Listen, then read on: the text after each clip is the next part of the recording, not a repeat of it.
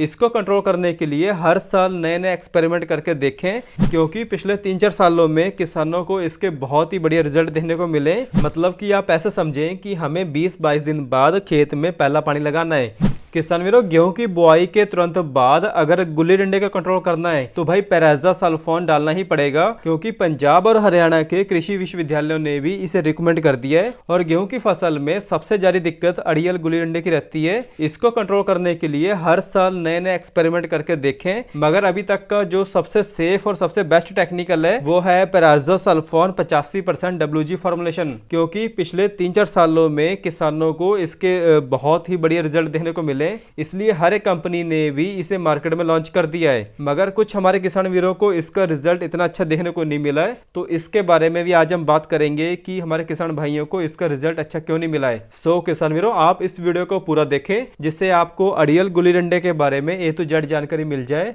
तो चलिए जानते हैं। तो किसान वीरों, सबसे पहले ये जानते हैं कि जो ये पेराज़ोसल्फोन टेक्निकल है, ये फ्लैरिस माइनर मतलब कि गुल्ली डंडे पे काम कैसे करता है। तो ये एक प्री एमरजेंट हर्बिसाइड है जो कि गुल्ली डंडा या मंडूसी को उगने से रोकता है, क्योंकि बुआई के 5 से 7 दिन बाद जब गेहूं का जमाव होता है तो उसके साथ कुछ पौधे गुल्ली डंडे के भी जमने लगते हैं। मगर बुआई करने के 20-22 दिन बाद जब हम पहला पानी लगाते हैं तो ये टेक्निकल पूरी तरीके से एक्टिव होकर जो गुल्ली डंडा होता है उसकी जड़ों को भी पूरी तरीके से खत्म कर देता है। जैसे कि आप इस फोटो में देख सकते हो कि ये पहली सिंचाई के बाद गुल्ली डंडा कैसे खत्म हो रहा है। तो इसकी स्प्रे करने के बाद अगर गुल्ली डंडा दिखाई देता भी है तो जब हम पहला पानी लगाते हैं तो ये टेक्निकल पूरी तरीके से एक्टिव होके गुल्ली डंडे की जड़ को गला देता है, जिससे गुल्ली डंडा पूरी तरीके से खत्म हो जाता है। मतलब कि आप ऐसे समझें कि हमें 20-22 दिन बाद खेत में पहला पानी लगाना है। अगर पानी नहीं लगा सकते तो भाई दवा का इतना अच्छा रिजल्ट देखने को नहीं मिलेगा। इसके अलावा भी इस टेक्निकल की स्प्रे करने से पहले खेत को अच्छी तरीके से तैयार करना है।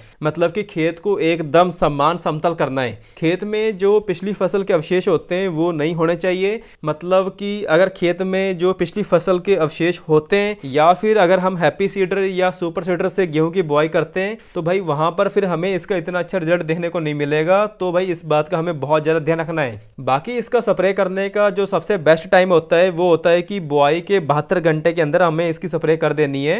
और पानी की मात्रा हमें 200 लीटर प्रति एकड़ लेनी है, जिससे खेत को अच्छे से भिगो देना है। इसके अलावा भी सबसे जरूरी बात यह है कि अगर खेत में चौड़ी पत्ती वाले खरपतवार बहुत ज्यादा उगते हैं तो भाई इसके साथ आपको पेंडामेथिलिन जरूर मिक्स कर लेना है, जिससे आपको इसके 100% रिजल्ट देखने को मिलेंगे।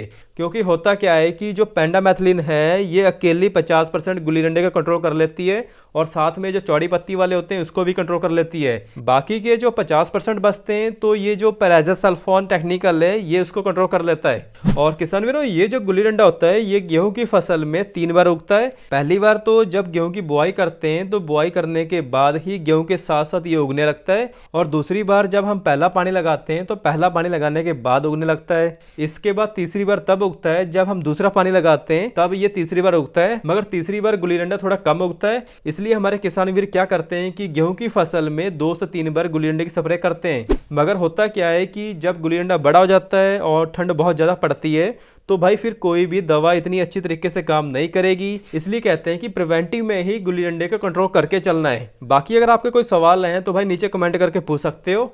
धन्यवाद।